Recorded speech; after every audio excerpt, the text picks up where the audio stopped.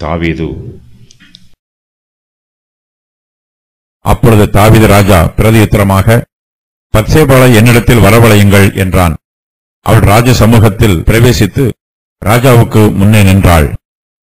அப்பொழுது ராஜா, உன் குமாரனாகிய சாலமோன் எனக்கு பின் அரசாண்டு, அவனே என் ஸ்தானத்தில் என் சிங்காசனத்தின் மேல் வீற்றிருப்பான் என்று நான் உனக்கு இஸ்ரவேலின் தேவனாகிய கர்த்தர் மேல் ஆணையிட்டபடியே இன்றைக்கு செய்து தீர்ப்பேன் என்பதை என் ஆத்துமாவை எல்லா இக்கட்டுக்கும் நீங்களாக்கி மீட்ட கர்த்தருடைய ஜீவனைக் கொண்டு சொல்கிறேன் என்று ஆணையிட்டான். அப்பொழுது பத்சேபாள் தரை மட்டும் குனிந்து ராஜாவை வணங்கி, என் ஆண்டவனாகிய தாவீது ராஜா என்றைக்கும் வாழ்க என்றாள். தாவீது ஏற்கனவே பத்சேபாளுக்கு இட்ட ஆணையை இப்போது உறுதி பண்ணுகிறார். தன்னுடைய ஸ்தானத்தில் தனக்கு பின்பு சாலமோன் தாவீதின் சிங்காசனத்தின் மேல் வீற்றிருப்பான் என்று தாவீது ராஜா தன்னுடைய தீர்மானத்தை சொல்லுகிறார். நாத்தான் தாவீது ராஜாவோடு பேசிக் கொண்டிருக்கும் போது பத்சேபாள் வெளியிலே நின்றிருக்க வேண்டும். அப்பொழுது தாவீது ராஜா பிரதியுத்தரமாக, பத்சேபாளை என்னிடத்தில் வரவழையுங்கள் என்று சொல்லுகிறார். பத்சேபாள் ராஜ சமூகத்தில் பிரவேசித்து ராஜாவுக்கு முன்னே நிற்கிறாள். நாத்தானும் பத்சேபாளும் அதோனியாவின் திட்டத்தை தாவீதுக்கு வெளிப்படுத்துகிறார்கள். அதன் பின்பு தாவீது பத்சேபாளை மறுபடியும் அழைக்கிறார். ஒருவேளை நாத்தான் தாவீதின் அறைக்குள் வந்தவுடன் பத்சேபாள் அந்த அறையை விட்டு வெளியே போயிருந்திருக்க வேண்டும். நாத்தான் பேசும் சம்பவத்தை பற்றி தனக்கு ஒன்றும் தெரியாது என்பதை காண்பிப்பதற்காக பத்சேபாள் அந்த அறையை விட்டு வெளியே போயிருந்திருக்கலாம். தாவீது ராஜா பத்சேபாளை நோக்கி, உன் குமாரனாகிய சாலமோன் எனக்கு பின் அரசாண்டு, அவனே என் ஸ்தானத்தில் என் சிங்காசனத்தின் மேல் வீற்றிருப்பான் என்று நான் உனக்கு இஸ்ரவேலின் தேவனாகிய கர்த்தர் மேல் ஆணையிட்டபடியே இன்றைக்கு செய்து தீர்ப்பேன் என்பதை என் ஆத்துமாவை எல்லா இக்கட்டுக்கும் நீங்களாக்கி மீட்ட கர்த்தருடைய ஜீவனை கொண்டு சொல்லுகிறேன் என்று ஆணையிடுகிறார். இஸ்ரவேல் புத்திரர் ஆணையிடும்போது இந்த வாக்கியத்தை பயன்படுத்துவது வழக்கம். பத்சேபாளுக்கு தான் ஆணையிட்டு கொடுத்ததை தாவீது அங்கீகரித்து அதை உடனடியாக நிறைவேற்றுவதற்கு ஆவன செய்கிறார். தாவீது ராஜா சாலமோனை ராஜாவாக்கின சம்பவங்களின் விவரம் வருமாறு: பத்சேபாளுக்கு தான் ஆணையிட்டபடியே இன்றைக்கு செய்து தீர்ப்பேன் என்று தாவீது வாக்கு பண்ணுகிறார்.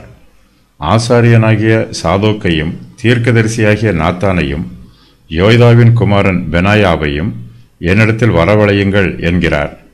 நீங்கள் உங்கள் ஆண்டவனுடைய சேவகரை கூட்டிக் கொண்டு என் குமாரனாகிய சாலமோனை என் கோவேறு கழுதையின் மேல் ஏற்றி அவனை கீகோனுக்கு அழைத்து கொண்டு போங்கள் என்கிறார்.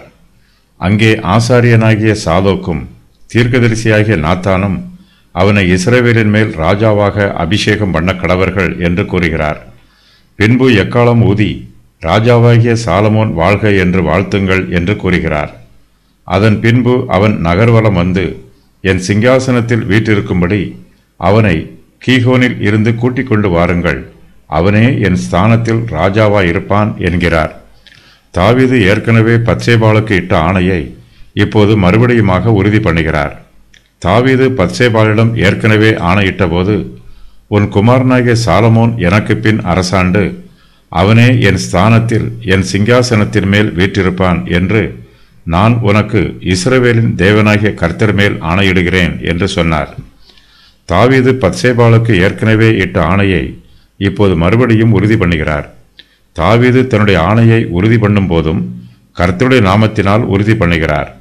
நான் உனக்கு இஸ்ரவேலின் தேவனாகிய கர்த்தர் மேல் ஆணையிட்டபடியே இன்றைக்கு செய்து தீர்ப்பேன் என்பதை என் ஆத்துமாவை எல்லா இக்கட்டுக்கும் நீங்களாக்கி மீட்ட கர்த்தருடைய ஜீவனை கொண்டு சொல்லுகிறேன் என்று தாவீது ஆணையிடுகிறார்.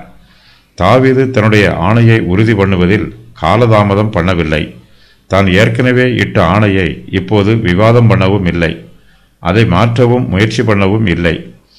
தாவீது தன்னுடைய ஆணையை உறுதி பண்ணும் வார்த்தைகள் இஸ்ரவேல் தேசத்தில் நடைமுறையில் கடைபிடிக்கப்படும் பொதுவான வழக்கமாகும். ஆனாலும் தாவீது பேரோத்தியனான ரிமோனின் குமாரராகிய ரேகாபுக்கும் அவன் சகோதரன் பானாவுக்கும் பிரதியுத்தரமாக, என் ஆத்துமாவை எல்லா இக்கட்டுக்கும் நீங்களாக்கி மீட்ட கர்த்தருடைய ஜீவனை கொண்டு நான் சொல்லுகிறதை கேளுங்கள். 2 சாமுவேல் 4:9. தாவீது பத்சேபாளுக்கு தன்னுடைய ஆணையை உறுதி பண்ணும்போது கர்த்தர் தனக்கு செய்த நன்மைகளையும் நினைவு கூர்ந்து அதை அங்கீகரிக்கிறார். என் ஆத்துமாவை எல்லா இக்கட்டுக்கும் நீங்களாக்கி மீட்ட கர்த்தருடைய ஜீவனை கொண்டு சொல்லுகிறேன் என்று தாவீது சொல்லுகிறார். தான் கர்த்தரை நம்பியது போலவே தன்னுடைய ஸ்தானத்தில் தன்னுடைய சிங்காசனத்தின் மேல் வீற்றிருக்கும் சாலமோனும் கர்த்தரை நம்ப வேண்டும் என்று தாவீது தன்னுடைய ஆணையில் சொல்லுகிறார். கர்த்தர் தன்னுடைய ஆத்துமாவை எல்லா இக்கட்டுக்கும் நீங்களாக்கி மீட்டது போல அவர் சாலமோனுடைய ஆத்துமாவையும் எல்லா இக்கட்டுக்கும் நீங்களாக்கி மீட்பார் என்று தாவீது விசுவாச வார்த்தைகளை சொல்லுகிறார். தன்னுடைய ஆத்துமாவுக்கு இக்கட்டு வந்தது போல சாலமோனுடைய ஆத்துமாவுக்கும் இக்கட்டு வருவதற்கு வாய்ப்புள்ளது என்று தாவீது எச்சரிப்பின் வார்த்தைகளையும் சொல்லுகிறார். தாவீது சாலமோனை பற்றிய வார்த்தையை பத்சேபாளுக்கு சொல்லுகிறார். தாவீது பத்சேபாளிடம் ஏற்கனவே ஆணையிட்டிருந்தார். இப்போது அவர் அவளிடத்திலேயே தன்னுடைய ஆணையை உறுதி பண்ணுகிறார். அப்பொழுது பத்சேபாள் தரைமட்டும் குனிந்து தாவீது ராஜாவை வணங்கி, என் ஆண்டவனாகிய தாவீது ராஜா என்றைக்கும் வாழ்க என்று சொல்லுகிறாள். பத்சேபாள் தாவீதை வாழ்த்துகிறாள். தாவீதுக்கு நல்ல ஆரோக்கியமும் நீண்ட ஆயுசும் கிடைக்க வேண்டும் என்று விரும்பி, என் ஆண்டவனாகிய தாவீது ராஜா என்றைக்கும் வாழ்க என்று சொல்லி வாழ்த்துகிறாள். தாவீது மரித்த பின்புதான் சாலமோன் அவருடைய சிங்காசனத்தின் மேல் வீற்றிருக்க முடியும். தன்னுடைய மகன் சீக்கிரத்தில் ராஜாவாக வேண்டும் என்று பத்சேபாள் அவசரப்படவில்லை. என் ஆண்டவனாகிய தாவீது ராஜா என்றைக்கும் வாழ்க என்று சொல்லி தாவீதை வாழ்த்துகிறாள். தாவீது இஸ்ரவேல் தேசத்திற்கு ராஜாவாய் இருப்பது இஸ்ரவேல் ஜனத்தார் எல்லோருக்கும் ஆசீர்வாதமாகவும் பாக்கியமாகவும் இருக்கிறது என்பதை பத்சேபாள் அங்கீகரிக்கிறாள்.